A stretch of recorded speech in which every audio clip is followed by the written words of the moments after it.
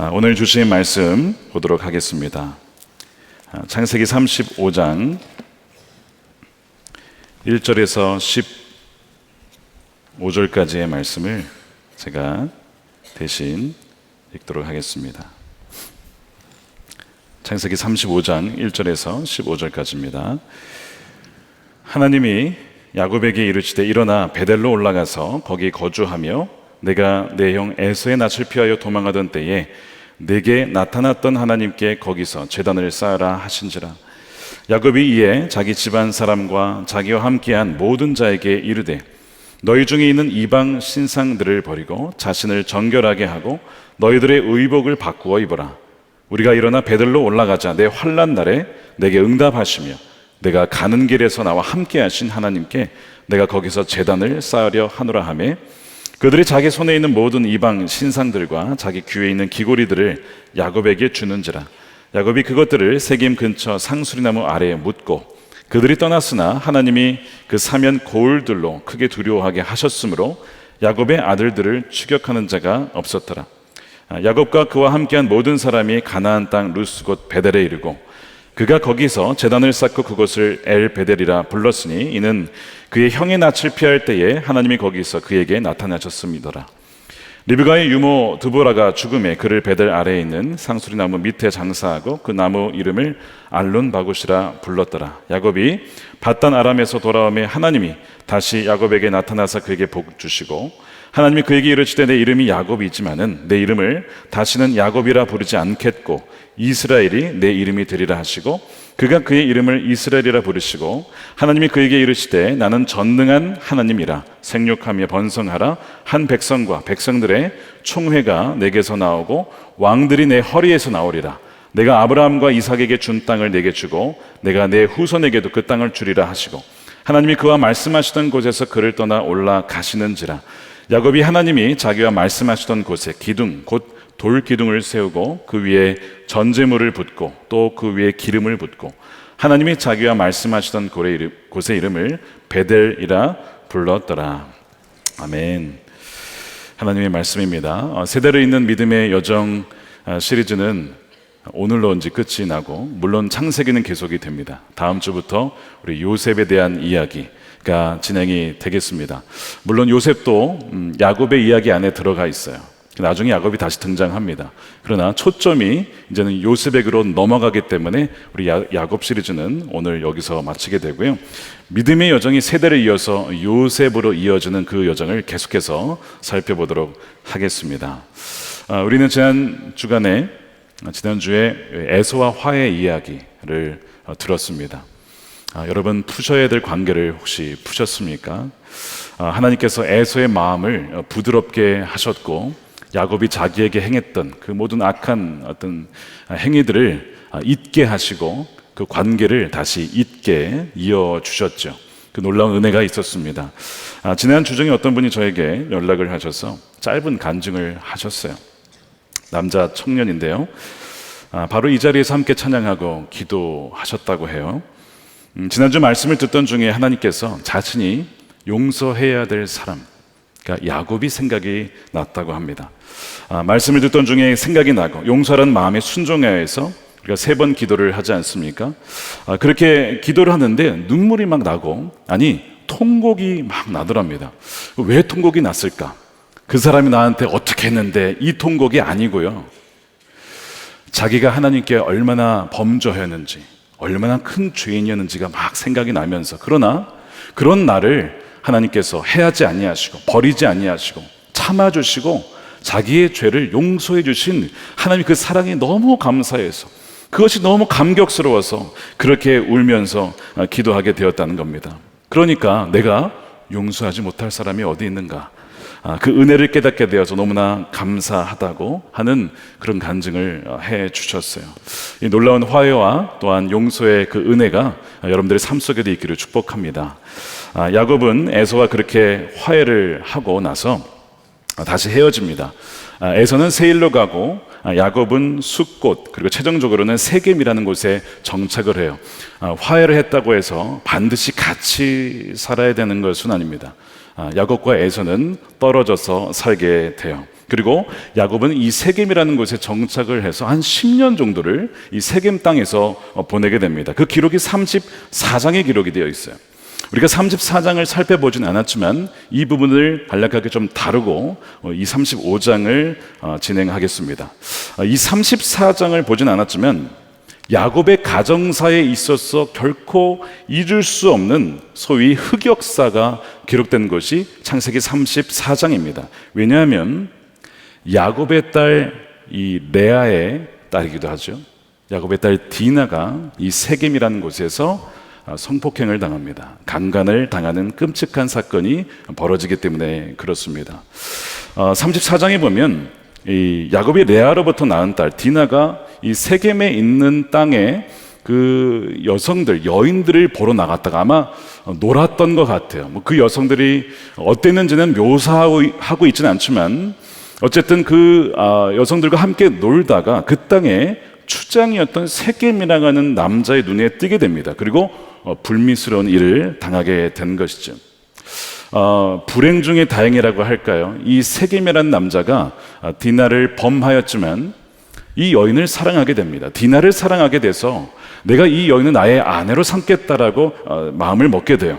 그러나 이 디나와 야곱 가정의 입장에서는 사실 분명 수치스러운 일이 아닐 수가 없습니다. 그러니까 이 소식을 듣고 가장 근심하고 가장 분노했던 자는 누구냐면 아버지 야곱이 아닙니다. 바로 야곱의 아들들이자 이 디나의 이 오빠들이 가장 분노하게 되죠. 그때에 이 세겜의 아버지 바로 이 하몰이라는 사람이 찾아와서 중재를 합니다. 자신의 아들이 이 디나와 결혼을 하고 싶어 하니까 통혼을 허락해 달라는 겁니다. 그리고 어차피 이 땅에 왔으니까 땅을 사서 여기를 기업으로 삼아서 정착을 하라고 제안을 하죠. 그리고 세겜도 찾아오더니 이 디나와 결혼을 하겠다. 그리고 예물을 필요하다면 필요한 대로 내가 다 줄 테니까 결혼을 허락해 달라. 이렇게 요청을 하는 겁니다. 그러니까 나름대로 자기가 잘못하긴 했지만 뭐 죄송하다는 얘기는 없어요. 그렇지만 이 여인은 내가 책임지겠다. 그런 식의 접근을 하게 된 것이죠. 근데 이 야곱의 아들들, 디나의 오빠들은 그 제안이 별로 좋지가 않아요. 먼저 얘기는 뭐냐면 우리는 할례 받지 않은 사람들하고는 결혼하지 않는다. 우리의 이 여동생을 보낼 수가 없다. 너희들은 할례 안 받지 않았냐? 그러면서 할례를 먼저 받으라는 거예요. 그러면 한번 생각해 보겠다. 이런 식으로 제안을 합니다. 그랬더니 이들이 그를 좋게 여기고 이 세겜만이 아니고요. 이 지역에 살고 있는 이 세겜 속한 모든 남자들이 다 할례를 받게 되죠. 근데 이것은 계략이었습니다. 여러분, 할례를 받게 되면 남성들이 며칠간 꼼짝을 못하게 되죠. 바로 그때를 노리기 위한 계략이었던 것이죠. 이들이 모두 할례를 받고 움직일 수 없을 그때에 이 디나의 친오빠죠, 시므온과 레위가 칼을 들고 습격을 해서 그렇게 아파하던 남자들을 모두 죽이게 됩니다. 완전히 학살을 하게 돼요. 그뿐만이 아니라 거기 있는 부녀자, 그 다음에 아이들 다 데려오고 그 다음에 납치하는 것이죠. 그리고 재물들까지 다 노략해 옵니다. 그것이 이 34장에 벌어진 사건이에요. 그러니까 복수를 정말 제대로 한 것입니다. 야곱이 이 소식을 듣고 깜짝 놀라요. 그러니까 디나의 그 소식을 들었을 때는 별로 놀라지 않던 야곱이 그들을 학살했다는 소식에 너무 놀라면서 이 시므온과 레위를 혼내면서 호통을 칩니다. 그것이 34장 30절이에요. 야곱이 시므온과 레위에게 이르되 너희가 내게 화를 끼쳐 나로 하여금 이 땅의 주민 곧 가나안 족속과 브리스 족속에게 악취를 내게 하였다. 나는 수가 적은즉 그들이 모여 나를 치고 나를 죽이리니 그러면 나와 내 집이 멸망하리라. 그러니까 지금 너희들 때문에 누가 위험해진 겁니까? 오늘 이 30절 잠깐 자막에 보시면 강조되고 있는 부분이 뭐예요? 나입니다. 야곱은 계속 내가, 나의 집이, 자꾸 나를 두려워하면서 내가 그렇게 될까봐 걱정하는 모습을 보여주죠. 실제로 이 가나안 족속이 연합해서 쳐들어오면 뭐 다 죽는 거 아닙니까? 그 실제적인 두려움에 휩싸이게 된 것이죠. 그런데 이 시몬과 레위 입장에서는 이러한 아버지의 반응이, 이 야곱의 반응이 너무 서운한 거야. 그러면 가만히 있어야 되냐? 그럼 우리가 그렇게 한 상황에 두고 그냥 가만히 있으란 겁니까, 아버지? 그들은 과연 옳습니까? 31절에 이렇게 물어요.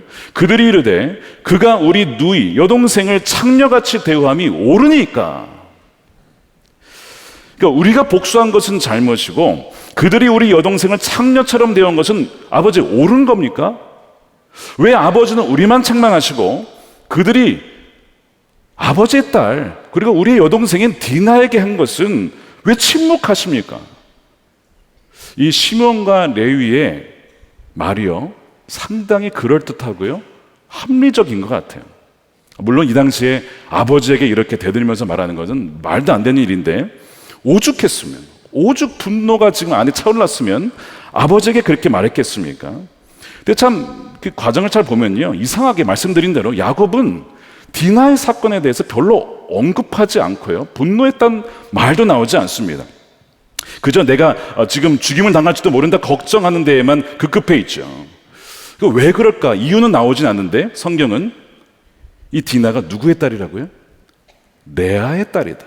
별로 자기가 사랑하지 않았던 이 레아의 딸이었다라는 것을 언급하고 그냥 지나갑니다. 그러니까 아마도 별로 사랑하지 않아서 그랬는지도 모르겠어요. 그게 첫 번째 이유였을 것이고 두 번째는 아까 말씀드린 대로 우리가 수가 적기 때문에 우리가 몰살당하면 어떡하냐, 우리가 소수기 때문에 여기서 보복하면 안 된다, 아마 그런 접근이었던 것 같습니다. 어찌됐든 이런 상황 속에서 이 야곱은 리더십을 발휘하지 않고 그냥 그 두 아들들만 책망을 하는 거예요. 그러니 사실 이 시몬과 레위의 입장에서는 이 공의를 세워야 되는데 자기는 잘했다라고 아마 생각했는지도 모르겠습니다. 최근에 우리 한국의 사회 이슈죠. 흉기 난동 때문에 굉장히 사실은 걱정이 많이 되는 것이 사실입니다. 신림동에서 흉기 난동으로 4명의 사상자가 있었고 또 같은 지역이죠. 대낮에 여성이 운동을 하다가 폭행을 당해서 결국 그 여성이 죽고 말았다는 안타까운 소식을 들었습니다. 정말 하나님께서 이 악한 세상에서 여러분들을 지키시고 보호해 주시기를 축복합니다. 정말 그렇지 않고서는 우리가 살아갈 수 없는 세상이에요. 그러니까 이런 범죄에 대해서 공권력이 힘을 발휘해서 마땅한 거기에 대한 대가를 치르도록 해야 되고 그 처벌 수위가 낮다면 그 법을 개정해서라도 해야지요. 그것이 국가가 존재하는 이유예요. 국민과 백성들을 지키고 보호하는 것이 국가가 존재하는 이유거든요. 그렇다고 해서 이 시몬과 레위가 한 복수가 과연 옳았는가? 그 당시에는 뭐 국가라는 개념 자체가 이들에는 없었고 부족 개념이었기 때문에 공권력이 없잖아요. 그러니까 스스로가 이제 눈에는 눈, 이에는 이를 할 수밖에 없는 시대였죠. 문제는 뭐냐면 눈에는 눈 수준이 아니었다는 거죠. 물론 이 성폭행을 당한 것은 굉장히 끔찍한 일이지만, 안타까운 일이지만 지금 보십시오. 완전 학살했습니다. 약탈을 했습니다. 재산을 다 몰수했습니다. 단지 복수가 아니라 이건 정말 인류사에 남을 흑역사가 기록이 된 거예요. 누구에 의해서요? 하나님의 백성에 의해서. 이게 굉장히 불편한 사실입니다. 이 존 딕슨이라고 하는 목회자이면서 역사학자가 쓴 책인데요, 벌거벗은 기독교 역사라는 책이 있어요. 이 책의 핵심 주제는 뭐냐면 기독교 역사는 한결같이 거룩한 것과는 거리가 멀었다입니다. 자, 여기에서 중요한 것은 한결같이라는 부분이에요. 그러니까 기독교 역사에는 정말 거룩하고 정말 아름답고 정말 하나님의 구원 역사와 선교 역사와 그런 것들이 참 많이 있지만, 그러나 중간중간에 한결같지 않게 정말 우리가 가리고 싶은 역사들이 있었다라고 하는 것이죠. 예를 들면 대표적으로 십자군 원정을 들 수가 있습니다. 1099년 7월 15일에 십자군 원정대가 예루살렘에 도착해서 거기 결국 그 방어선을 뚫고 예루살렘의 방해벽을 뚫고 들어가게 됩니다. 그러면서 예루살렘에 있었던 모든 그 시민들, 남자와 여자와 아이 가릴 것 없이 살육을 저지르거든요. 그들은 그 다음날 7월 16일 날 대학살의 현장에서 약 500m 떨어진 교회가 있었어요. 바로 예수님의 성묘교회라고 하는 곳에서 감사 예배를 드려요. 이렇게 기록되어 있습니다. 그들은 기뻐하고 즐거워하며 새 노래로 주님을 찬양했다. 수고와 슬픔이 기쁨과 환희로 바뀌었으니 이날은 대대로 유명해질 것이다. 예수님이 죽으심과 부활을 기념하는 그 교회에서 잔혹한 군사적인 승리를 축하하는 기쁨의 찬양과 기도를 드렸다라고 하는 것이 이 벌거벗은 이 기독교 역사의 한 장면이고 숨기고 싶은 한 장면이지만 기록이 되었어요. 자, 34장 숨기고 싶은 기록인데 성경에 기록이 되었습니다. 얼마나 하나님 백성이 난폭할 수 있고 세상보다 더 악해질 수 있는지 그것을 그대로 보여주고 있습니다. 이 메시지는 우리에게 던지는 것이 무엇이냐면, 과연 우리 그리스도인들은, 우리 하나님의 백성이라고 하는 사람은 세상과 과연 다르냐? 과연 우리의 그 정의는 세상과 다른가? 과연 우리의 의는 더 나은가? 라고 하는 질문을 던지고 있는 것이죠. 만약 그렇지 않다면 도대체 이 하나님의 백성, 이 야곱의 가족들에게 지난 이 세겜에서의 10년 동안 도대체 어떤 일이 벌어졌길래 하나님의 백성이 이렇게까지 타락할 수가 있는가를 우리는 물어보지 않을 수가 없는 거죠. 사실 우리 가정이나 우리 삶에 벌어지는 사건, 사고, 또 안타까운 일들을 그 원인이 무엇인지 우리가 어떻게 다 알 수 있겠습니까? 우리가 살아가는 이 세상은 깨어진 세상이고 공중 권세에 잡은 악한 영들이 사로잡게 있기 때문에 얼마든지 사탄이 역사해서 그런 일들이 벌어질 수 있기 때문에 모든 원인을 우리가 알기는 참으로 어렵습니다. 또한 우리나 혹은 누군가에게 고통이 찾아왔을 때 섣불리 그 원인을 말해주려 하다가는 욥의 세 친구들처럼 하나님께 책망을 받을지도 몰라요. 그가 악해서 그런 것이 아니다. 함부로 너의 말을 입술을 놀리지 말아라. 하나님이 그렇게 책망하실지도 모르죠. 그러니까 그렇게 아파하는 이들을 우리는 함께 위로하고 함께 울어주고 함께 그렇게 고통스러워하는 것이 가장 먼저인 것이죠. 그럼에도 불구하고 성경은 우리 삶에서 벌어지는 마치 이 징계와 같은 이 사건들을 보면서 원인이 있을 수 있다는 것을 암시하고 있어요. 예를 들어 야곱의 케이스도 마찬가지입니다. 33장, 34장, 35장을 넘어가면서 야곱이 이 34장에서 겪은 이 가족 전체가 지금 위기에 처한 이 상황에는 사실은 어느 정도의 이유가 있다라고 말씀을 하고 있는 거예요. 그 몇 가지 이유 중에 첫 번째가 무엇이냐면, 기억하십시오, 영적인 안주입니다. 죄송하지만 술 안주 아닙니다, 여러분. 영적인 주저앉음, 안주, 만족하는 것에 있습니다. 야곱이 정착한 이 세겜이 의미하는 것이 뭐냐면 야곱의 영적인 안주를 상징해요. 왜냐하면 야곱이 가야 할 곳은 세겜이 아니고 어디입니까? 베델입니다. 분명히 그 베델에서 하나님 만났을 때 내가 이곳에 돌아와서 하나님께 11조를 드리겠습니다라고 서약을 했어요. 그런데 지금 그것을 싹 잊어버리고 지금 오는 길에, 베델로 가는 길에 다 가지 않고 멈춰버립니다. 세겜과 베델은 약 30km, 그러니까 거기서 더 내려가야 베델이고요. 거기서 더 올라가야 산 지역이, 약간 산악 지역 300m 더 높은 지역이 베델입니다. 거기에 갔었어야 되는데 가지 않고 세겜이라는 곳에 머물게 되죠. 이 세겜이라는 도시는 소돔과 고모라 정도는 아니지만 이 하나님을 믿지 않는 사람들이 사는 세속 도시를 상징합니다. 그래서 디나가 그 도시의 사람들과 딸들과 어울리는 것이 큰 문제는 아니겠지만 이슈는 이겁니다. 그 도시에 하나님 믿지 않은 아이들과 어울렸을 때에 내가 그 아이들에게 선한 영향을 미칠 것이냐, 아니면 내가 세상의 영향을 받을 것이냐, 어느 쪽이었을까요? 디나는 후자였을 가능성이 굉장히 높다라고 성경 전반에 걸쳐서 말합니다. 왜냐하면 디나에 대한 얘기는 없지만 그 오빠들이 하는 그 행동들, 예를 들면 폭력성, 복수심, 잔인함, 이 모든 것은 이 가나안 문화에 그들이 아주 깊숙하게 동화되어 가고 있었다는 것을 보여주고 있기 때문에 그래요. 그러니까 인간의 타락한 본성에 더하여서 하나님이 마치 없이, 하나님이 안 계신 것처럼 살아가는 이 세속 도시의 문화에 완전히 물들어 있었던 것을 암시하고 있는 것이죠. 그런데 이 하나님의 자녀들이라고 여겼던 이들이 이 세상의 세겜의 사람들 못지않게 어떻게 보면 더 타락한 모습을 보여주고 있는 거예요. 이렇게 된 이유에는 야곱에게 큰 책임이 있습니다. 말씀드린 대로 세겜은 정착할 곳이 아니었어요. 그런데 거기에 하나님께 묻지도 않고 머무르고 말았습니다. 설령 그렇다 하더라도 세겜에 살다 하더라도 하나님의 백성의 정체성이 무엇인지, 내가 베델에서 하나님 만났어, 너희도 베델의 백성으로 세겜에서 살아가야 돼. 즉 세상 속에서 살지만 세상과 구별된 삶을 살아야 돼. 이제 그 얘기죠. 그렇게 한다면 세겜에 산다 하더라도 큰 문제는 없었을 것입니다. 문제는 야곱은 디나에게 별 관심이 없었어요. 이 딸을 믿음으로 양육하고 키우는 데 관심이 없었고, 더더군다나 이 아들들의 행태를 봤을 때는 마찬가지라는 것입니다.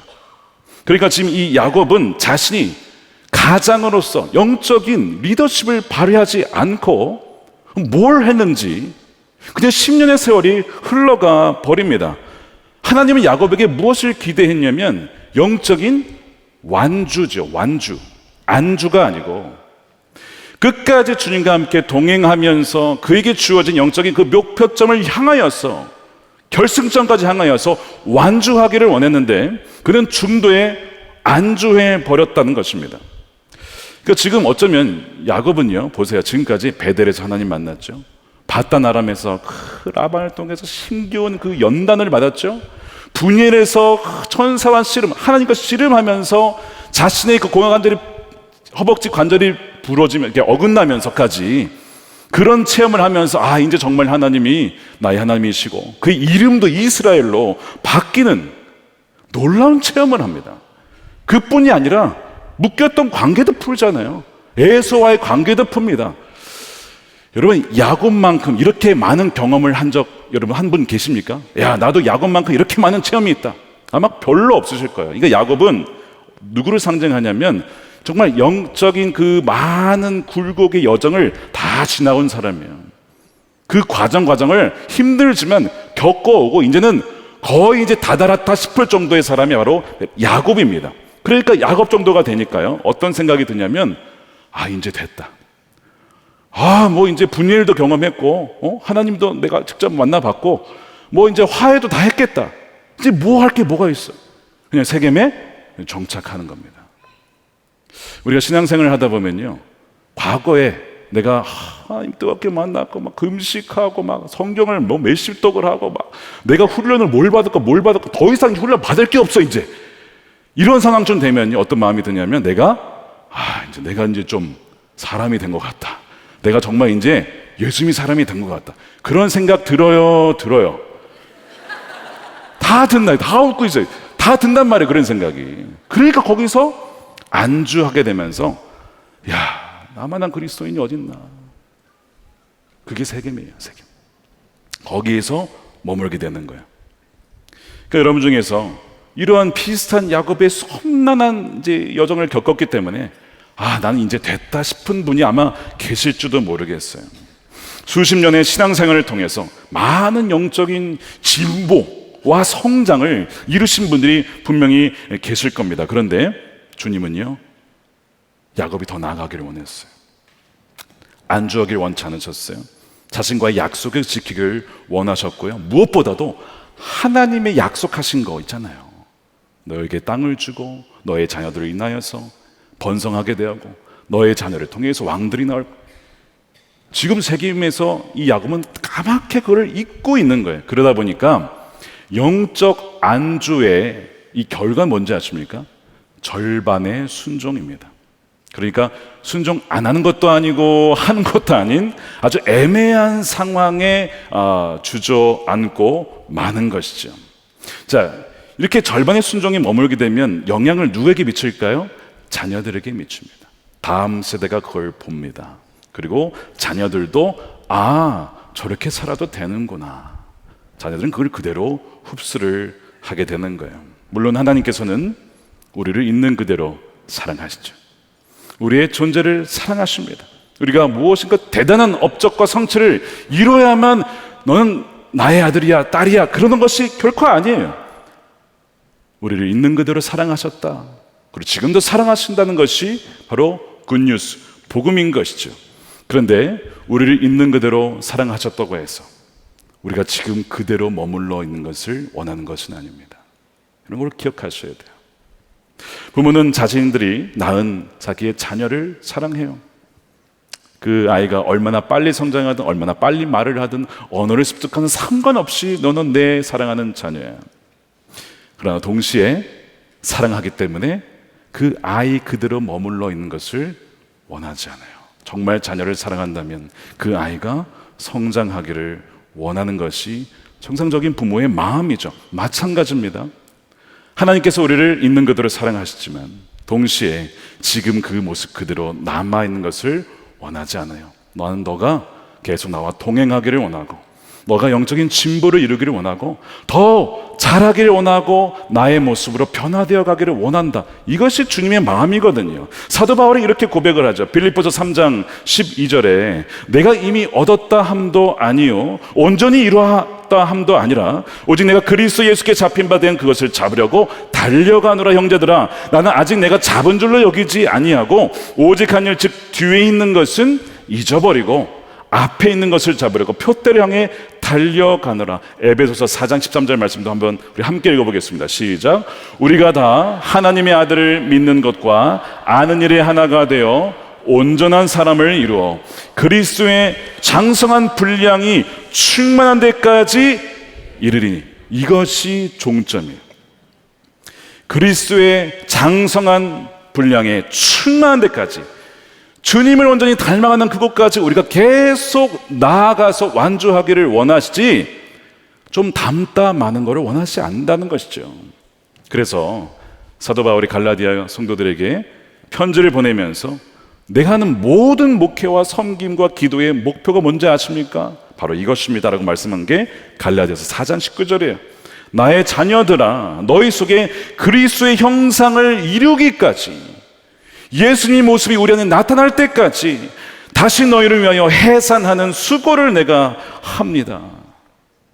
우리가 우리 안에 계신 예수님의 그 모습이 분명하게 나타나기를 사도 바울은 너무나 원했고, 그것 때문에 기도하는 것이고, 그것 때문에 모든 선교와 목회를 하고 있다는 거예요. 그래서 이 감리교 운동을 일으켰던 존 웨슬리가 이런 얘기를 했어요. 온전한 사람이 된다는 것은 바로 그리스도인의 완전, 이것은 인간이 완벽해진다는 것이 아니에요. 사랑으로 충만해지는 것입니다. 그래서 이렇게 표현했습니다. 그리스도의 완전은 사랑의 충만함에 대한 끝없는 열망. 아, 내 안에 사랑이 없구나. 난 더욱 주님의 그 사랑으로 말미암아 나도 그런 사랑의 사람이 되어야 돼. 그 열망, 그 상태가 바로 그리스도의 완전이라고 말을 했습니다. 그러니까 주님은 우리가 중도에 멈추는 것을 원치 않았어요. 우리가 그리스도의 그 함께 가는 그 여정을, 계속 순례자의 여정을 가기를 원하십니다. 야곱은 완주한 것이 아니라 중도에 안주하고 말았습니다. 세겜에 주저앉고 말았습니다. 그 정도가 아니고 세겜에 머물러서 오히려 그 10년의 세월 동안 오히려 세상을 점점 더 닮아가는, 심지어 자녀들 전체가 세상 이 세겜에 동화되어가는 지난 10년의 과정을 겪게 된 거예요. 물론 이들은 피해자죠. 그러나 동시에 이들은 더한 가해자가 되었습니다. 세겜 안에 살면서 세겜과 구별되기는커녕 세겜과 같이 되어버린 것, 이것이 첫 번째 원인입니다. 아브라함에게도 비슷한 사건이 있었던 거 기억나십니까? 아브라함 시리즈에서 하나님께서 갈대아 우르에서 아브라함에게 내가 지시할 땅으로 가라. 믿음으로 아브라함이 출발을 했어요. 근데 가다가 중도에 멈춥니다. 어디 멈춥니까? 하란에 멈춰요. 거기서 몇 년을 보내요. 그리고 거기서 아버지가 돌아가십니다. 아버지가 돌아가시니까 그제서야 생각이 나는 거예요. 그리고 그때 다시 하나님께 나타나셔서 아브라함에게 소명을 일깨우시죠. 너의 잊혀졌던 사명, 너 여기 머물면 안 돼. 내가 지시할 땅으로 가야 돼. 아, 그렇지, 여기가 아니구나. 그래서 가나안 땅으로 내려오게 되죠. 그러니까 아브라함도 비슷한 상황을 겪게 되었는데, 지금 야곱도 가다가 베델에 가다가 중간 세겜에 안주하고 정착을 하게 된 비슷한 일을 겪게 돼요. 차이점 뭘까요? 아브라함은 영적 초기에, 여정의 초기에 겪었다는 것이고, 야곱은 상당히 진행된 다음에, 어마어마한 경험을 한 다음에, 상당히 내가 이제는 진보를 이루었다라고 한 그 다음에 이 일을 겪었다는 데 있습니다. 그리고 이제는 혼자가 아니라 온 가족에게 이런 영향을 미치고 있다는 거예요. 그러니까 여러분, 우리가 영적으로 안주할 때에 절반의 순종이라는 것을 낳고 그것은 동시에 다음 세대에게 나도 모르게 영향을 주고요, 동시에 하나님의 약속이 지체하게 돼요.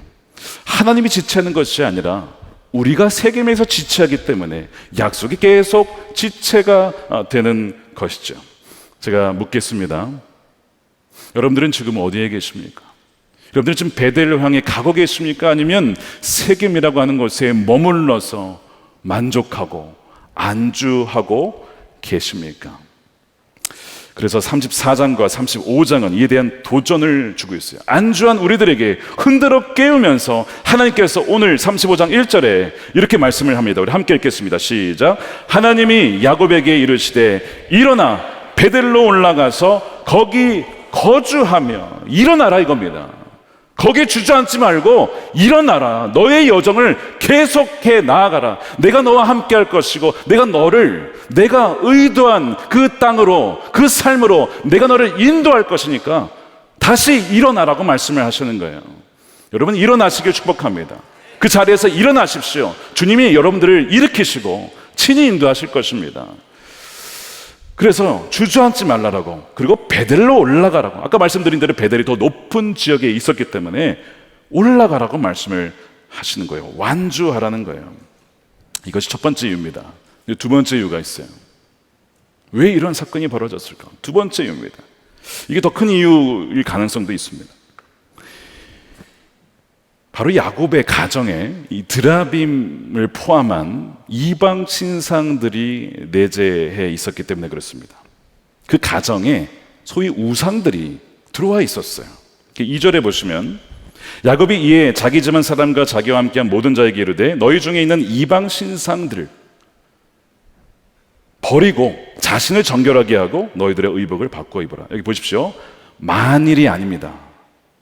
만일 너희 중에 우상이 있다면, 이방 신상이 있다면이 아니고 너희 중에 지금 있지, 이방 신상들을 버려야 된다. 야곱이요, 환난을 당하고 세겜에서 고난을 당하다 보니까 깨닫게 된 게 뭐냐면 자기 가정 안에 이방 신상이 들어와 있다는 것이 생각이 났어요. 그 중에 뭐가 있냐면 바로 사랑하는 아내 라헬이 아버지 라반으로부터 훔치고 들어온 드라빔이라고 하는 것이 있습니다. 드라빔. 이 드라빔은 31장에 보면 라헬이 몰래 라반으로부터 훔쳐오는 장면이 나와요. 31장 19절에 보십시오. 그때 라반이 양털을 깎으러 갔으므로 라헬은 그의 아버지 드라빔을 도둑질하고 그리고 이제 온 야곱의 가족이 이제 도망을 가게 됐죠. 나중에 라반이 드라빔 없어진 걸 알았어요. 그래서 이 라반이 이 드라빔을 찾는데 라반은 이 드라빔을 뭐라고 부르냐면 나의 신이라고 부릅니다. 30절입니다. 이제 내가 내 아버지 집을 사모하여 돌아가려는 것을 옳거니와 어찌 내 신을 도둑질했느냐. 이 라반이 막 책망하는 거야. 너희가 훔쳐갔지. 근데 이 내 신이 원어나 영어로 보면 복수로 되어 있습니다. 내 신들을 훔쳐갔지. 한두 가지가 아니에요. 여러 개였습니다. 내 신들을 왜 도둑질했냐 이겁니다. 여러분, 이 드라빔은 뭐냐면 나무나 혹은 이제 때로는 은으로 주조되기도 하는데 고대 세계에서 이 가족 수호신으로 알려진 것입니다. 가족 수호신.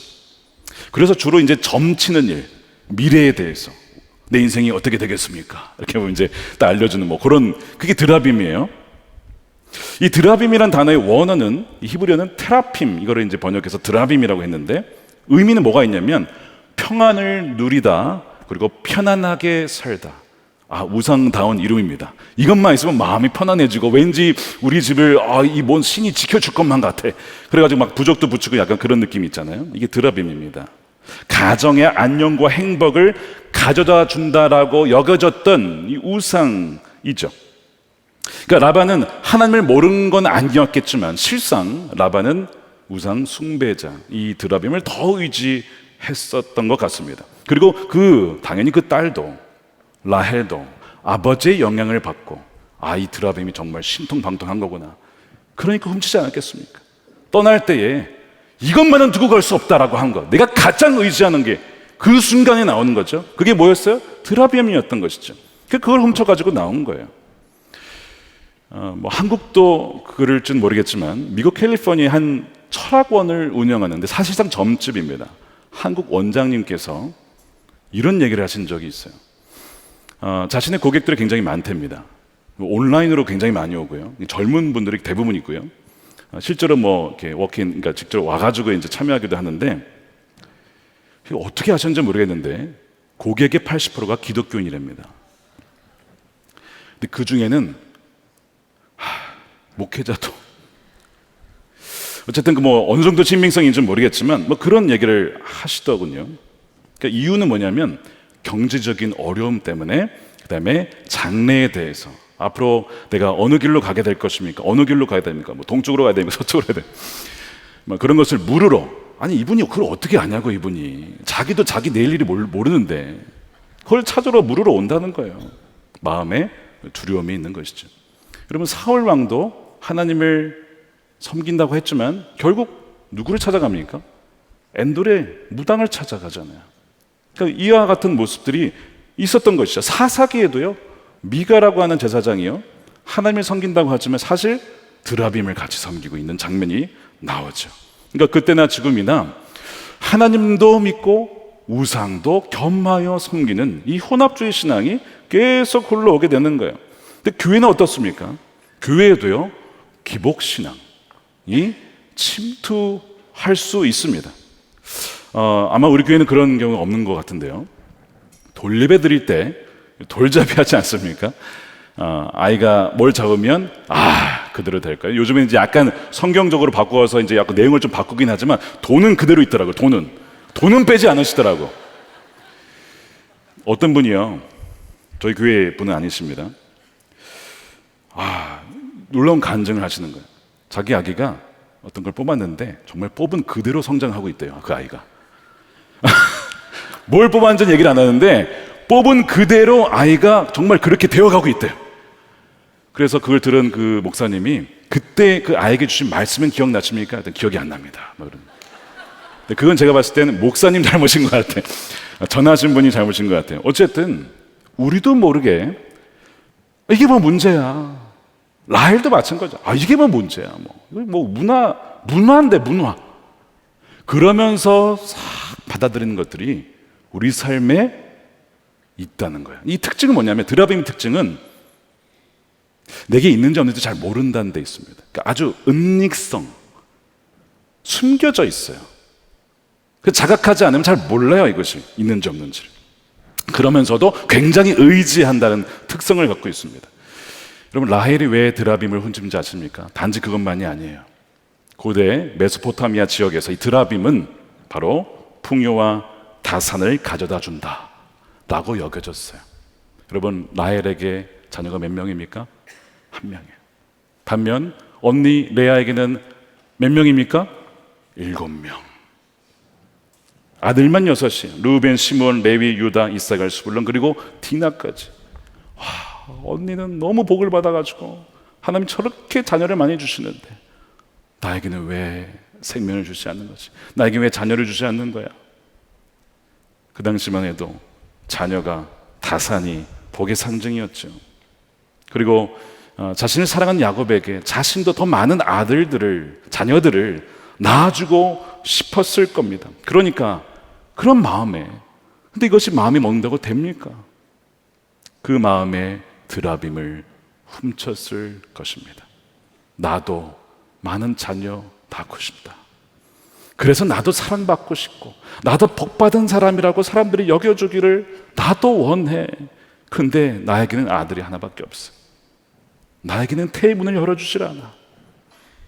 그런 마음에 드라빔을 훔친 이 라헬을 그러면 누가 비난할 수 있겠습니까? 누가 손가락질할 수 있겠냐고요. 근데 여러분, 자녀를 많이 낳으면 하나님이 사랑하시고 그렇지 않으면 사랑하지 않는 걸까요? 그렇게 따지면 바울은 자녀를 낳지 못했는데 예수님은 죄송합니다. 예수님은 우리를 다 낳으셨잖아요. 그러니까 그 기준으로 하면 말도 안 되는 거잖아요. 저는 묵상을 해봤어요. 라헬이 그 마음 가지고 하나님 왜 저에게는 자녀를 주시지 않고 왜 이렇게 기업을 주시지 않습니까? 그래서 분명히 하나님이 그렇게 말씀하셨을 거예요. 라헬아, 내가 너의 기업이다. 내가 너의 기업이야. 요셉이 어마어마한 인물이죠. 나중에 장자 같은 역할을 하죠. 그래가지고 뭐 거기서 에브라임 지파, 뭐 거기서 또 여호수아 나오고 어마어마하죠. 하나만, 나중에 이제 베냐민까지 낳지만 뭐 아들 10명 부럽지 않을 그 아들을 낳았잖아요. 어찌됐든 라헬은 그걸 깨닫지 못했어요. 그래서 하나님을 의지하기보다는요, 그냥 하나님 그냥 믿는 거고, 정말 믿는 것은 드라빔이었다는 것이죠. 그 긴박한 순간에 드라빔은 놓칠 수가 없었던 거예요. 여러분 한번 생각해 보십시오.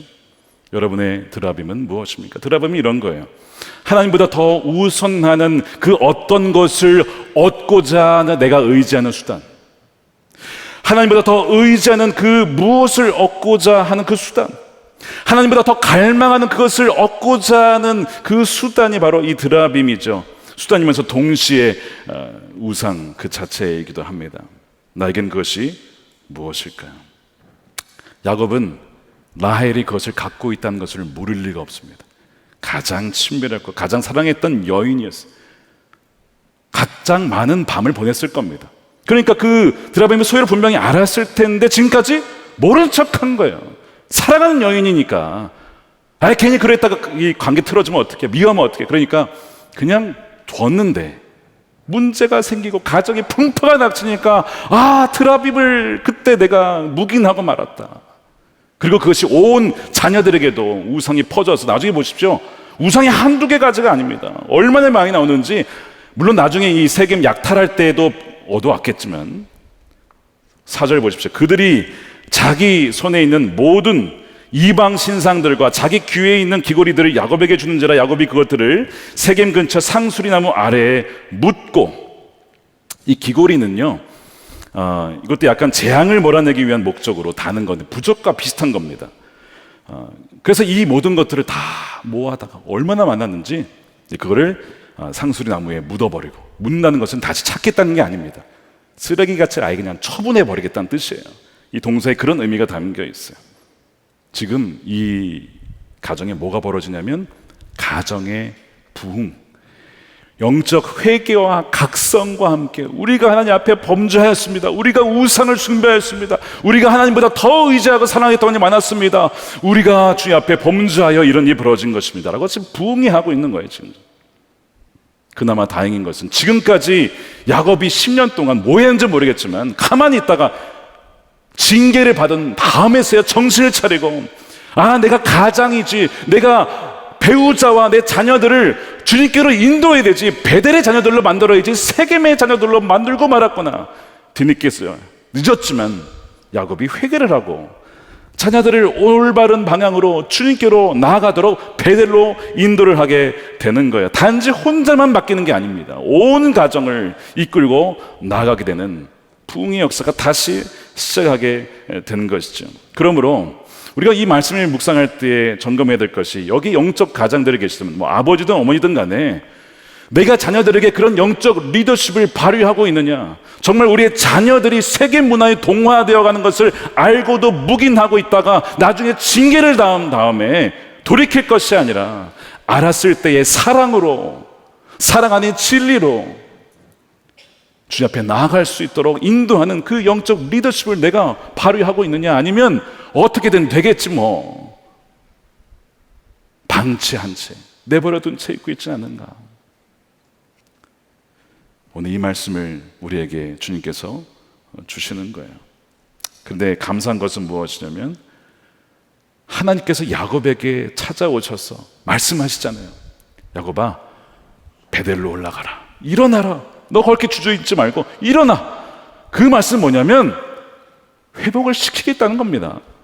가정을 회복시키겠다고 주님께서 찾아오신 줄로 믿으시길 축복합니다. 그 놀라운 하나님의 찾아오심과 함께 하심이 오늘 본문에 나타났잖아요. 그래서 그 가정이 다시 회복이 되어지는 것입니다. 그러면서 우상을 버리고 정결케 하고 옷을 갈아입는다는 것은 우리 신약 성경에도 나와 있지만 겸손의 옷을 입고 인내의 옷을 입고 예수님의 옷으로 입는다는 것은 이제는 행동의 변화, 그거를 의미하죠. 지금까지 산 것은 다른 삶을 살겠습니다. 이것이 옷을 입는다는 의미예요. 그리고 제단을 쌓으라고 하죠. 예배입니다. 여러분, 우리가 예배를 왜 드리죠? 우리가 워낙 세상 속에서 세겜에 동화되어 살다가 우리의 정체성과 우리의 삶의 목적을 막 흔들려 잃어버려요. 막 혼동이 되다가 예배 때 딱 오면, 아, 내가 하나님의 사랑받는 자녀지, 아, 하나님이 나에게 이런 사명을 주셨지. 그 다시 한번 정렬이 되고 다시 가장 존귀한 분이 누구신지, 아, 하나님이시지, 우리가 의지할 분 주님이시지, 우리가 영광 돌려야 될 주님이시지, 그걸 알고 다시 세상으로 나가는 거예요. 이 예배가 얼마나 중요한지. 그러니까 하나님이 제단을 쌓으라고 다시 야곱과 온 가족에게 명하시는 것입니다. 그래서 이들이요, 다 우상 버리죠, 정결하게 하죠, 옷 갈아입죠. 그리고 이제 베델로 가는데요, 문제가 뭐냐면 가나안 족속이 쫓아서 죽일 수 있잖아요. 딱 이놈들이 이제 죽었어 해가지고. 근데 놀라웠게 오늘 본문은 빼놓지 않고 뭘 말씀하냐면 5절 말씀 보세요. 그들이 떠났으나 가족이 하나님이 그 사면 고울들로 크게 두려워하게 하였으므로 야곱의 아들들을 추격한 자가 없었더라. 지켜 보호해 주시는 거예요. 여러분 기억하십시오. 하나님을 경외하는 자, 하나님을 경외하여 그 말씀에 순종하는 자를 하나님은 지켜 보호하십니다. 그리고 그 자를 다른 이들이 두려워하게, 그러니까 경건한 두려움을 갖게. 아, 저 사람은 하나님의 사람이야, 함부로 해서는 안 돼. 그걸 누구에게 준다고요? 하나님을 경외하는 사람, 하나님을 두려워할 줄 아는 자에게 그 두려움을 또한 다른 이들에게 주신다는 거예요. 시편 34편 7절에 이런 말씀이 있습니다. 우리 함께 읽겠습니다. 시작. 여호와의 천사가 주를 경외하는 자를 둘러 진치고 그들을 건지시는도다. 아멘입니까? 경외하는 자를 둘러 진치고. 비록 이들은 연약하고 죄인이지만 내가 핏값으로 산 내 자녀들이야, 내 백성들이야. 주님이 보호하신다는 것입니다. 그 보호하신 가운데 결국 베델까지 가서 제단을 쌓는데 7절에 보니까 그 베델을 또 이렇게 불러요. 엘 베델이라. 그가 거기서 제단을 쌓고 그곳을 엘 베델이라 불렀으니 이는 그의 형의 낯을 피할 때에 하나님이 거기서 그에게 나타나셨음이더라. 엘 베델은 하나님의 집이 베델이잖아요. 그러니까 엘 베델은 하나님의 집의 하나님이에요. 이게 무슨 의미냐? 여러분, 베델에서 야곱이 창세기 28장에 뭘 경험했냐면 서원을 사실 했어요. 하나님, 제가 너무나 지금 어려운 형편에 있는 도망자 신세입니다. 근데 하나님이 저와 함께 해주셔서 제가 가는 이 길에서 저를 지켜주시고 보호하심, 그 다음에 제게 먹을 떡과 입을 옷을 주시고 공급하심, 그리고 내가 평안히 아버지 집으로 돌아오게 하신다면 인도하심, 이 세 가지를 하나님이 하신다면 하나님 나의 하나님이 될 것입니다. 그리고 전 돌아와서 여기서 11조로 하나님께 영광을 올려드리며 예배할 것입니다 라고 서원을 했단 말이에요. 그래서 지금 돌아왔어요. 베델에 왔더니 엘 베델이래요. 이게 무슨 얘기냐면 지금까지 야곱의 이 신앙 고백은 하나님은 나를 지켜주시고 보호하시고 공급하시고 인도하시는 분이에요. 그러니까 하나님이 나를 위해서 뭘 해주시는지 관심이 훨씬 더 많았어요. 물론 하나님 그런 분이십니다. 여러분들을 보호하십니다, 공급하십니다, 인도하신 하나님인 줄 믿습니다. 그런데 이 고난을 겪고 난 다음에 초점이 좀 바뀌었어요. 어떻게 바뀌었냐면 보호의 초점이 아니고 그냥 하나님, 그냥 하나님, 그분 하나님이 주시는 그 어떤 선물 말고, 그것도 너무 좋죠, 감사하죠. 그러나 선물, 그 손 말고 그냥 그 하나님 자체가 이제는 눈에 들어오는 거예요. 그것이 엘 베델이에요. 야곱에게 다시 한번 영적인 진보가 일어났다는 증거예요. 우리가 하나님께 기도할 때 하나님 이거 해주세요, 저거 해주세요, 여러분 기도하셔야 됩니다. 우리 아버지시니까 일용할 양식을 구하십시오. 너무 중요한 기도예요. 근데 기도가 계속해서 깊어지다 보면 그저 하나님이시기 때문에, 그저 나의 아버지시기 때문에, 그저 나의 주님이시기 때문에 그분께 나아가는 걸로 바뀌지 않습니까? 그러면서 또한 물론 간구를 하죠. 그 변화를 지금 야곱이 경험하고 있는 거예요. 그 집에 집이 좋다야, 야 집 너무 좋다, 먹을 것도 많네, 거기에 관심 있는 게 아니라 거기에 계신 하나님께 초점이 이제 맞춰지더라는 것이죠. 이 은혜가 여러분들에게 있기를 축복합니다. 세겜에서의 10년 동안 하나님은 야곱에게 나타나셨지만 잘 몰랐어요. 그래서 야곱에게 하나님은 실제가 아니었던 영적인 침체의 10년의 세월이었습니다. 동시에 가족들이 이 세겜이라는 이 세속 도시에 완전히 물들어 버리고 말았습니다. 그러다 보니까 안주해버리고 완주하지 못한 상황. 하나님은 베델로 오라고 하세요. 베델로 와라. 너의 그 혼합주의에 물들어 버린 신앙, 너의 잃어버린 정체성을 다시 한번 베델에 와서 회복하라. 너의 환난 날에 내가 응답했던 그곳에서, 하나님의 집에서 내가 너를 다시 만날 거고 너를 다시 소생시킬 것이다. 주님께서 말씀하시면서 약속하시는 거예요. 그러면서 다시 한번 너 이스라엘이잖아. 너 정체성 바뀌었어. 너가 주도하는 인생이 아니라 내가 너의 삶을 주도한다. 내가 너를 다스린다. 그게 이스라엘이거든요. 다시 한번 이름을 상기시켜 주면서 약속을 다시 들려주죠. 너 잊었니? 내가 너에게 준 약속이 있지. 그게 뭐냐면 11절이에요.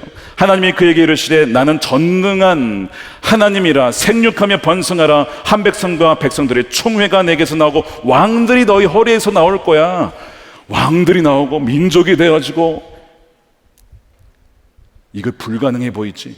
그래서 하나님 뭐라고 하냐면 자기를 나 전능한 하나, 엘샤다이라고 해요. 근데 여러분 이 단어가 언제 나온지 아십니까? 창세기 17장에서 아브라함이 아직 자녀가 없을 때에 별을 보여주시고 엘샤다이다, 전능한 하나님이야, 내 앞에서 완전하라. 그때 그 말씀이거든요. 다시 야곱에게 나 전능한 하나님, 불가능이 없는 하나님이야.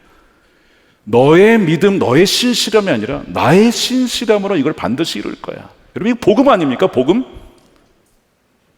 하나님 그걸 이루시겠다가, 주님 그렇습니다.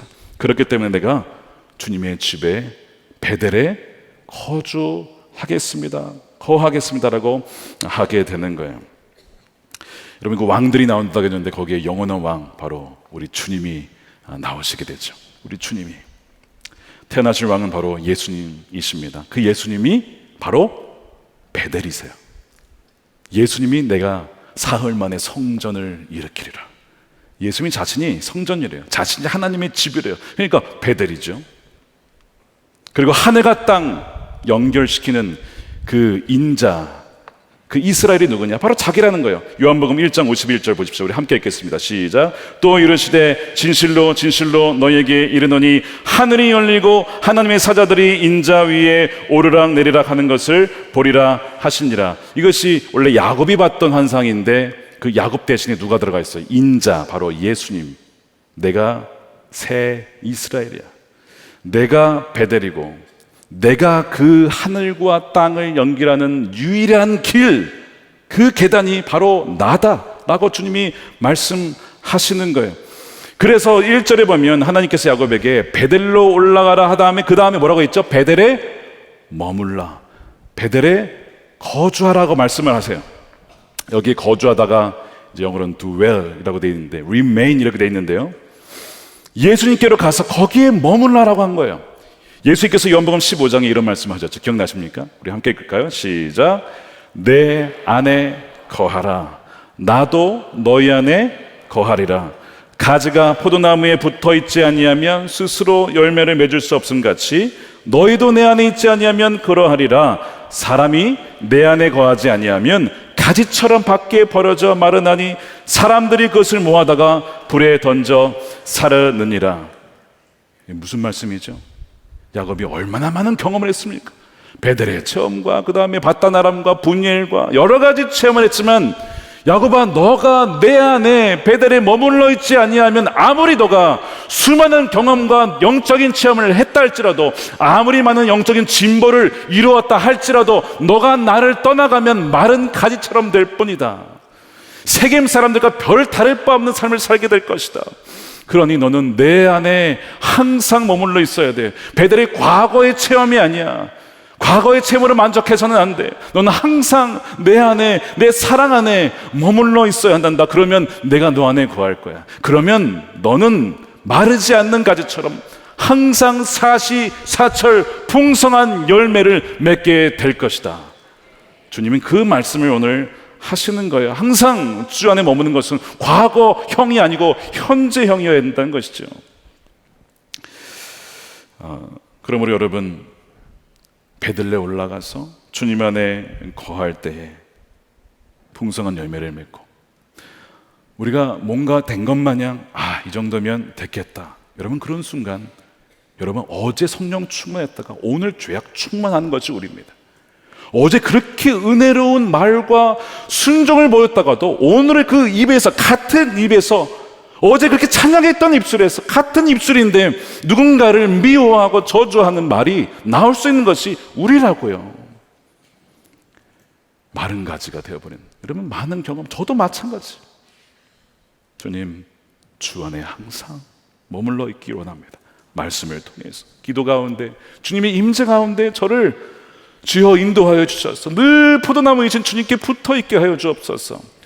주님이 저와 여러분들을 그렇게 인도하시리라 믿습니다. 지난주 중에 교회를 한 번도 다녀본 적이 없는 어떤 분이요, 감사의 편지를 보내주셨어요. 이분은 신앙이나 종교를 가져본 적이 없는 분입니다. 심지어 뭐 가족들이 막 이제 주변에서 무슨 신앙 얘기를 하면 막 권유도 뿌리치고 가족들을 비웃고 손가락질을 하던 분이에요. 완전 세겜 사람이죠. 모든 것을 자기 기준에 따라 살았던 사람이래요. 그분이 이렇게 있으셨어요. 그런데 어느 날 그 누구의 권유도 아니고 그 어떤 이유도 아닌 갑자기, 그 무슨 마음도 아닌 제 스스로 생소한 교회의 문, 하나님의 집을 두드렸습니다. 하나님의 계신 그 집을 찾게 되었습니다.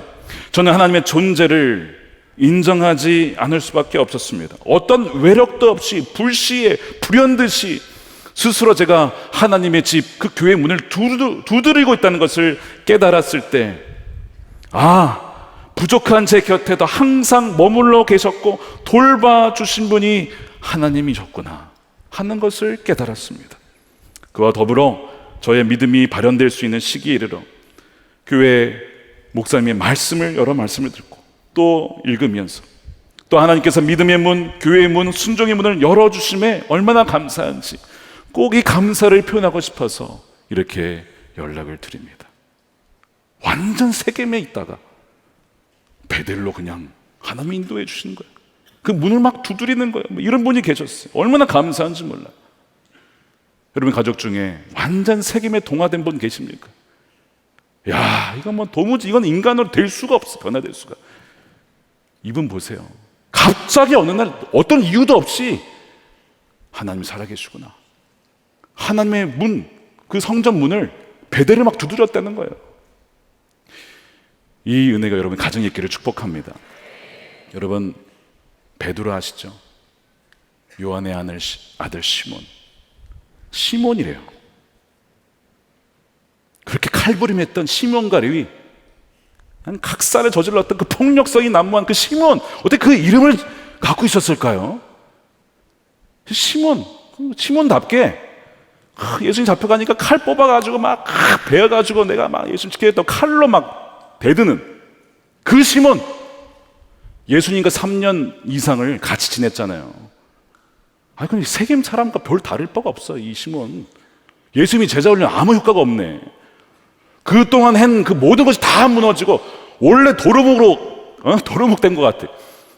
칼 내려놔라 막 이러면서 예수님이, 그런 시몬, 폭력성이 난무했던 그 시몬을 주님은요 그대로 받아주시잖아요. 그리고 그의 폭력과 그의 그 모든 죄성을 그에게 부과하지 않으시고 처벌을 하지 않으시고, 예수님이 대신 십자가에서 시몬을 대신해서 죗값을 받으시고 다 사하셨어요. 그리고 다시 그 시몬을 부르는 거예요. 요한의 아들 시몬이라고 하잖아요. 요한의 아들 시몬. 그러니까 막 자기가 칼 휘둘렀던 것부터 해서 막 옛날에 수지사라고 불렀는데 막판에 엉망을 했던 그 모든 순간 예수님 부인하고 막 다 생각이 났어. 너가 나를 사랑하느냐? 말을 못하니까 주님이 하십니다. 주님이요 그 시몬을 그대로 끝까지 사랑하시잖아요. 그리고 그 이름을 바꾸시죠. 베드로야, 너는 그렇게 폭력성 있는 시몬이 아니고 너는 반석이다. 반석. 너를 통해서 수많은 제자들이 나올 것이고 교회들이 세워질 것이다. 무너지지 않는 반석이다. 그렇게 정말 우리가 변치 않잖아요. 우리는 일정하잖아요. 꾸준하잖아요. 그렇게 안 변한단 말이에요. 참 지독하지 않습니다. 더 대단하신 분은 꾸준하게 변치 않게 우리를 포기하지 않는 하나님의 사랑. 그게 더 대단하시지 않습니까? 우리 같았으면 벌써 포기했을 텐데 끝까지 품으셔서 결국 반석으로 만드시는 분은 바로 주님이세요. 결국 세겜에서 나아가서 베델로 가게 하시는 분도 주님이세요. 주님께서 저와 여러분들 그렇게 끝까지 인도하신 줄을 믿으시길 축복합니다. 요한의 아들 시몬아, 너는 이제 베드로라, 반석이라. 음부의 권세가 너를 해하지 못할 것이다. 이 놀라운 은혜를 누리면서 안주하지 않고 끝까지 완주함으로, 아, 저 사람을 보면 예수님 만나는 것 같아. 저 사람 보면 주님 만나는 것 같아. 얼마나 따뜻하고 사랑스러운지 몰라. 그 사랑이 풍성한지 몰라. 우리 사랑하는 성도님들이 그런 열매로 하나님께 영광 올려드릴 수 있는 복된 성도들이 다 되시기를 우리 주님의 이름으로 축원드립니다. 우리 함께 찬양하겠습니다. 우리 나의 하나님 잘 아시는 찬양이죠. 우리 세상을 이길, 또 세상의 모든 풍파를 이기고 우리를 정말 믿음대로 살게 하실 분, 바로 우리 나의 하나님, 우리 주님이십니다. 우리 그 주님을 찬양하면서 우리의 고백을 담아서 함께 올려드리겠습니다.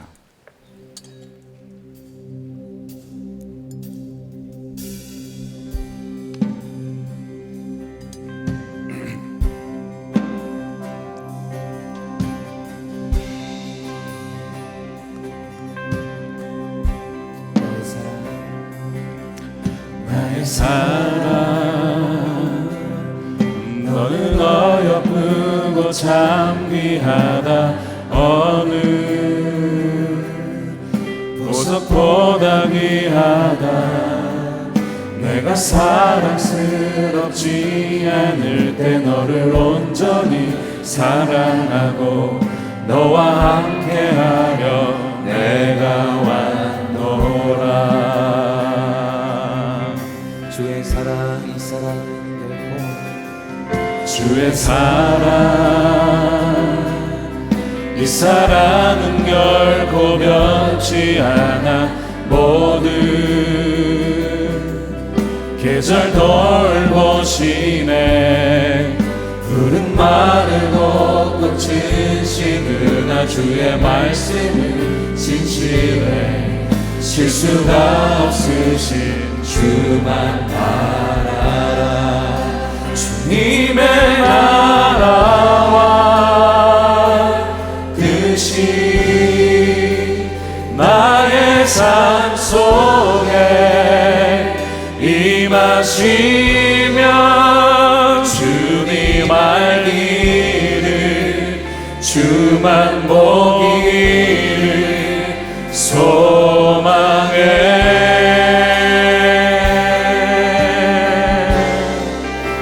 거룩히 살아갈 힘과 두려움 없는 미를 주신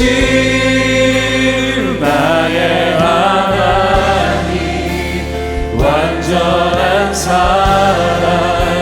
찬양해. 우리 이절로 찬양합시다. 주의 사랑, 주의 사랑, 이 사랑은 결코 변치 않아. 모든 계절 돌보시네. 푸른 마르고 꽃은 시드나 주의 말씀은 진실해. 실수가 없으신 주만. 주님의 나라와 주님의 나라와 뜻이 나의 삶 속에 임하 하시며 주님 알기를 주만 보기를 소망해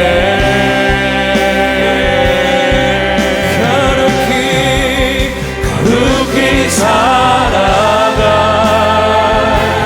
힘과 두려움 없는 믿음 주신 나의 하나님 완전한 사랑 찬양해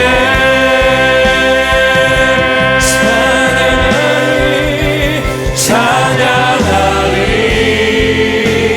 만군의 주 영원히 함께 하시네 존귀하신 사랑의 왕 영원히 통치하시네 찬양하리 만군의 주 영원히 함께 하십니다. 영원히 함께 하시네 존귀하신 사랑의 왕 영원히 통치하시네 주님의 나라와 뜻이 나의 삶 속에 나의 삶 속에 임하시며 주님 알기를 주만 보기를 소망해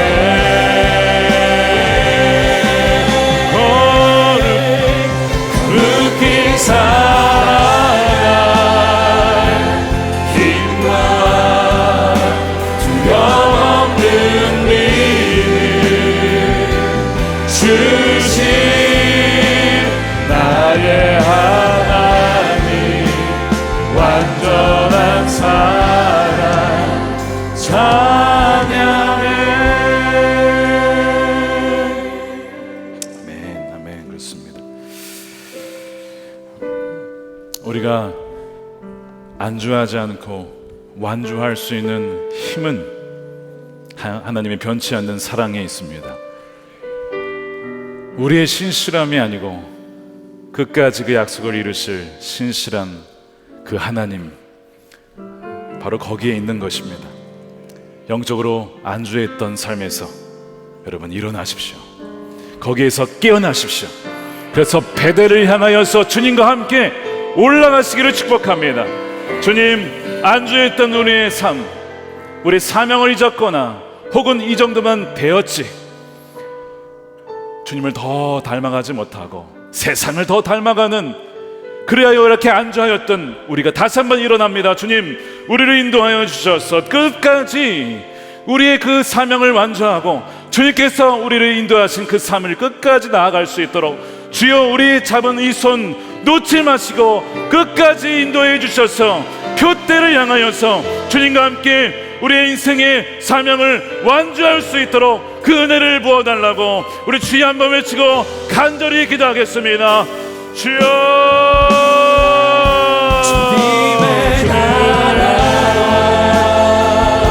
주님 일어나기를 원하는 우리 사랑하는 성도들을 그 통성한 사랑으로 예수 그리스도를 닮아가는 그 더욱더 주를 닮아가는 모습으로 우리를 인도하여 주시옵소서. 세겜을 닮아가며 세겜과 공모하여 살아갔던 우리를 주님 불쌍히 여겨주시고, 그리하여 절반의 순종으로 아버지 불순종했던 우리 죄를 회개합니다. 주여, 저의 보혈로 우리를 정결케 하시고 우리를 새롭게 하시고 다시 한번 우리를 일으켜 주시옵소서. 잊혀진 사명을 다시 한번 깨닫게 하여 주시고 우리의 세겜에서 우리 하란에서 다시 한번 일어나 베델을 향하여 달려가게 하여 주시고 교대를 향하여 아버지 나가게 하여 주옵소서. 이미 이루었다 사람도 아니요 붙잡은 사람도 아닙니다. 주여 부르시는 것 날까지 주여 이 사명을 주여 무덤정과의 사명을 주님을 닮아가는 이 귀한 부르심을 주여 완주하는 귀한 우리 성도들이 되게 하여 주시옵소서. 우리 힘은 할 수 없습니다. 그러나 함께 하신 주님 임마누엘 붙잡아 주시는 하나님 주여 주님과 함께 나아갑니다. 주여 주여 감사합니다. 포기하지 않는 하나님 우리를 버리지 아니하시고 한시도 잊지 아니하시고 우리를 붙잡아 주시는 하나님의 은혜로 말미암아 하나님 찬양합니다. 주여 영광 올려드립니다. 주여 영광 받아 주시옵소서.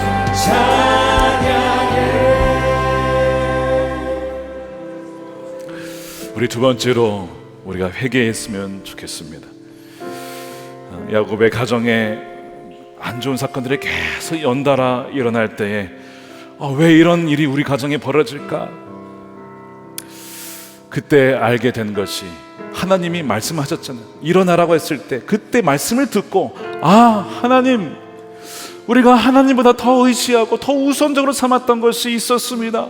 그 신상들을 알았지만 묵인했고 침묵했고 그리하여 우리 자녀들과 온 가정에 우상 숭배자들이 되고 말았습니다. 주님 우리를 불쌍히 여겨주셔서 하나님보다 더 자랑했던 그 모든 것 그것이 어떤 성취입니까? 그것이 학업입니까? 그 자녀들에게 어떤 요구했던 그 어떤 것입니까? 주여 우리가 하나님 앞에 우상을 더 사랑했던 드라빔 이 모든 것을 세겜의 상수리 나무에 묻겠습니다. 그리하여 아버지 다시 한번 우리가 정결케 되어지고 우리의 옷이 새로운 옷으로 바뀌어서 다시 한번 주여 함께 동행해 나갈 수 있는 우리가 되게 달라고 우리를 정결케 하여 주옵소서. 하나님의 새 사람으로 우리를 입혀 주옵소서. 우리 회개하면서 주여 한번 외치고 기도하겠습니다. 주여 그렇습니다. 하나님 우리 안에 생겨있는 우상들 드라빔들이 있으면 하나님 더 사랑했던 것 우선을 삼았던 것 더 의지했던 것 더 갈망했던 것 더 좋아했던 것 얼마나 많은지 우리가 알고도 묵인했습니다. 가만히 있었습니다. 침묵했습니다. 영적 리더십을 발휘하지 못하고 우리 가정에 침투하도록 내버려 두었습니다. 주님 주여 우리를 불쌍히 여겨주시고 이 시간 그 모든 우상들을 주여 십자가의 갈보리 언덕 그 상수리 나무 그 안에다 묻습니다. 그 갈보리 언덕에 묻습니다.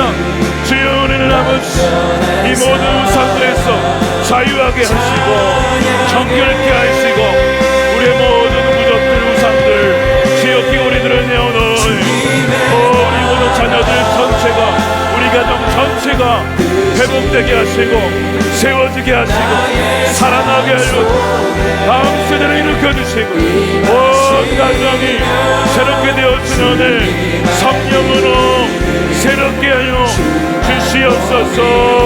주여 찬양합니다. 하나님을 주여 의지하며 나가며 성령을 따라 행하는 우리 모든 하나님의 백성들 자녀들이 되게 하여 주시옵소서. 하나님 우리 마음에 아버지 이 세상에 아버지 이 세계 자랑들이 있습니다. 우리 한국에 정욕이 있습니다. 주여 우리 떠난 모든 것들을 지내졌으면 아버지 앞에 회개하며 주여 다시 한번 새롭게 하여 주셔서 진정 베델의 사람으로 하나님의 사람으로 하나님의 성전답게 그 안에서 거하며 살아가는 하나님의 백성들을 삼아주시고 성결케 하시고 새롭게 하시는 주님 찬양합니다. 우리 안에 아버지 성령이 운행하시고 떠나지 마시고 성열치 마시고 우리를 한번 다시 한번 성령의 불길로 부어주시옵소서. 하나님을 바라보며 나아갑니다. 아버지 하나님 주여 찬양합니다.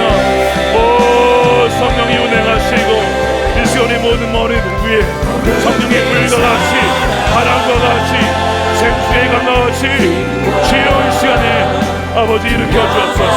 하나님 모든 죄악들을 불태우시고 이미 소멸하시고 주를 찬양합니다. 감사합니다. 아버지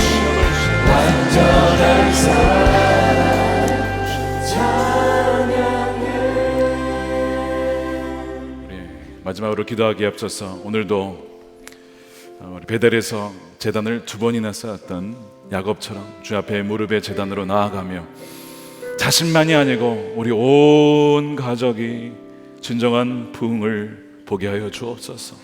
그 마음으로 한번 제단에 나와서 한번 기도하시면 좋겠습니다. 그리고 오늘도 안수 받으실 분들은 나오셔서 성령의 임재 가운데 참된 평강을 누리시고 새 사람, 그 새 옷을 입는 놀라운 은혜가 있기를 축복합니다.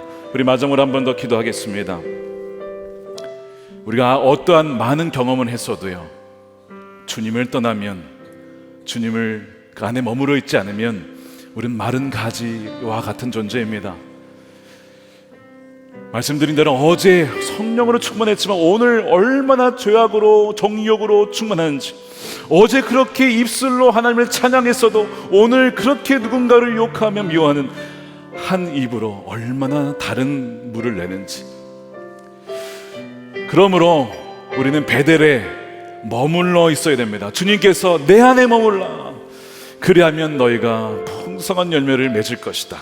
너희가 나를 떠나서는 아무것도, 조금이 아니라 아무것도 할 수 없느니라 하셨습니다. 오늘 이 말씀을 다시 한번 붙잡고 베델에 거하여 하나님의 임재 가운데 날마다 주일만이 아니라 또한 예배당에 왔을 때만이 아니라 우리 일상에서 주님 그 베델이신, 참 이스라엘이신, 참 베델이신 그 예수님 안에 거하는 우리가 되게 해달라고 다시 한번 주여 한번 외치고 뜨겁게 통성으로 기도하겠습니다.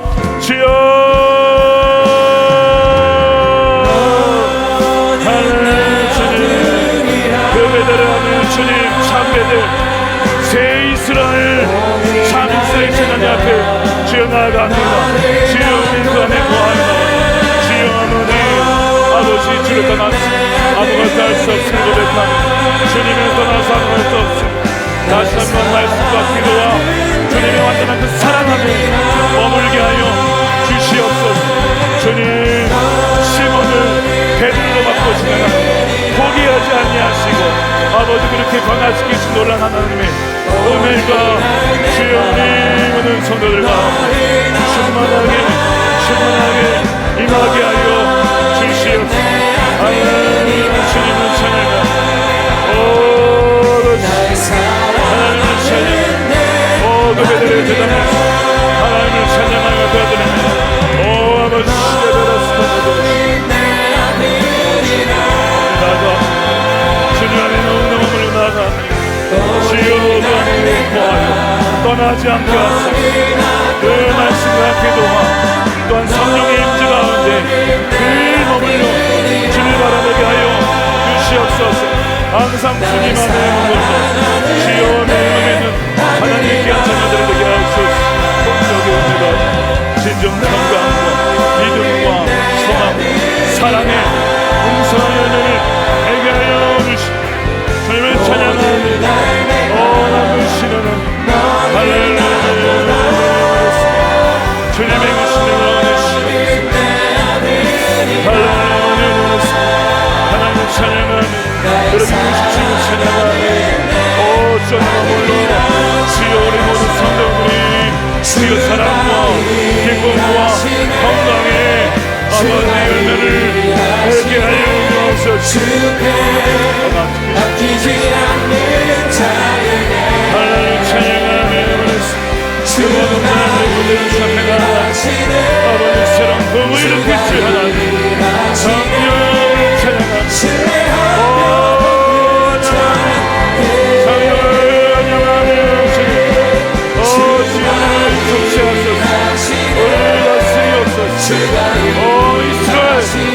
하나님이 다스리시니 아버지